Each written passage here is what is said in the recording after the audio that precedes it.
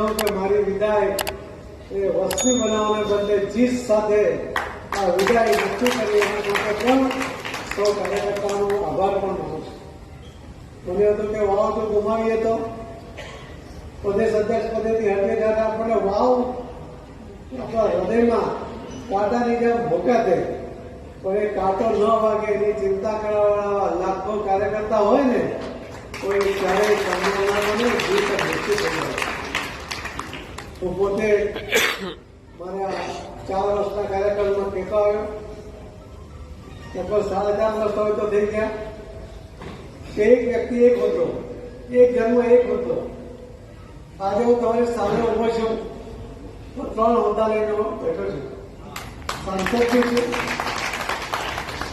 સાંસદ છું એટલે કેબિનેટ મિનિસ્ટર પણ છું અને પ્રદેશનો અધ્યક્ષ પણ છું. હું પોતે 2 વાર રજૂઆત કરી છે કે કોઈને જવાબદારી સોંપવી જોઈએ, પણ હવે મને લાગે છે કે ઝડપમાં આપણે નિર્ણય તરફ જઈ રહ્યા છે. ઘણા બધા નવા સંગઠનની શરૂઆત કરવાની સૂચના અમને ગઈકાલથી મળી છે. એટલે નવી જવાબદારી સાથે નવા યુવાનો સાથે આપણે આગળ વધવાના છીએ. જેમને નવી તક મળશે એમને એડવાન્સમાં અભિનંદન અને જેને મારી સાથે કામ કર્યું એનો આભાર પણ વ્યક્ત કરીશ. અને હર્ષભાઈએ એક વાત કરી કે તમે વિધવા બહેનોના ફોર્મ ભરવા માટેની મહેનત કરી લો, ઘરે ઘરે જાઓ. હું એવું માનું છું